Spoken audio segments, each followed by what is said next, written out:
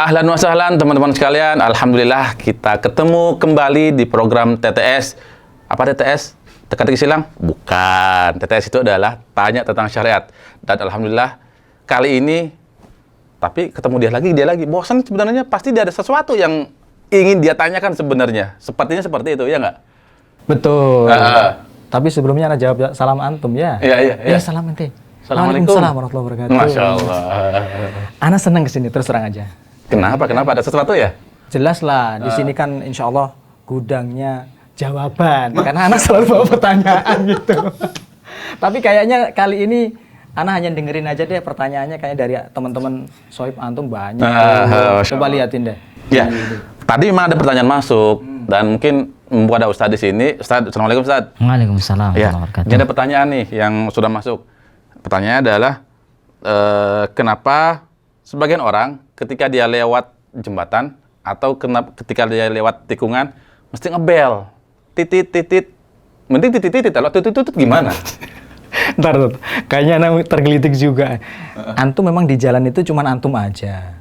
Kan masih banyak pengguna yang lain. Jadi klakson itu bunyinya fungsinya itu ngasih komunikasi dengan pengguna jalan lain. Positif lah. Tapi di sana katanya ada sesuatu, angker katanya di sana. Angker. Katanya. Seperti apa tuh? Kalau begitu, itu namanya tahayul. Tahayul. Jadi tidak boleh. Ya, karena tahayul itu hukumnya syirik. Masya Allah. Besar sekali dosanya berarti itu syirik ya.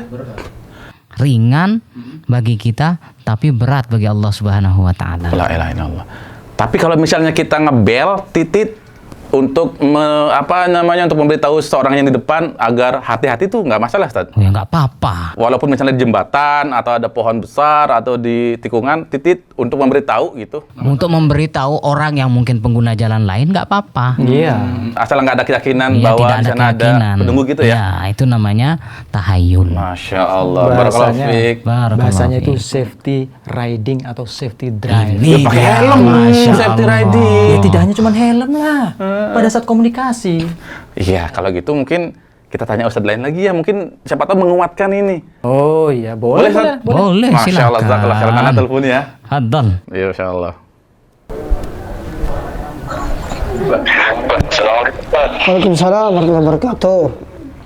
Gimana? Apa Ustaz, ini kami lagi di studio, kebetulan lagi diskusi dengan Ustaz Zainuddin dan ada Wakaji juga di sini. Nah, ini membahas tentang orang-orang yang ketika lewat di jembatan atau di jalanan yang ada tikungan atau ada pohon besar kemudian membunyikan bel titit gitu. Artinya di depan itu nggak ada orang tapi membunyikan bel. Nah, itu dari Islam tanggapannya seperti apa gitu, Ustaz? Ya. Jadi Islam sangat melarang perbuatan seperti itu ya, karena perbuatan itu termasuk bentuk kesyirikan.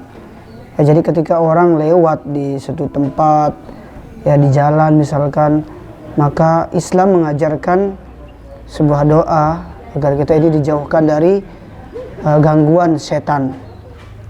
Sebagaimana dalam hadis yang disebutkan dari Khawlah binti Hakim As-Sulamiyah radhiyallahu anha bahwa Rasulullah sallallahu alaihi wasallam bersabda, "Man nazala manzilan thumma qala a'udzu bikalimatillahi tammati min syarri ma khalaq lam yadurruhu syai'un hatta yartahila min manzilihi dzalika."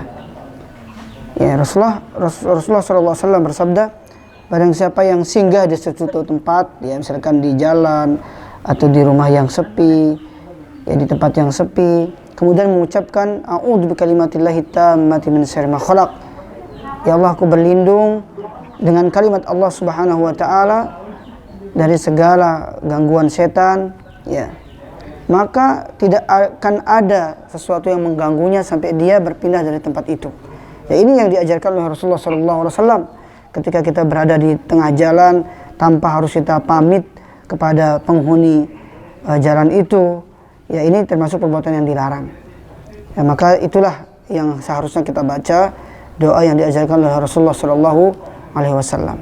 Ya, mungkin seperti itu, Mas. Oke, tapi perbuatan seperti itu bagaimana, Ustaz? Ketika misalnya ada keyakinan, mungkin ada penunggu atau atau ada yang kita istilahnya meyakini ada penunggu di sana, itu bagaimana keyakinan seperti itu, Ustaz? Ya, jadi keyakinan seperti itu ya termasuk perbuatan kesyirikan, ya seperti itu. Jadi nggak boleh kita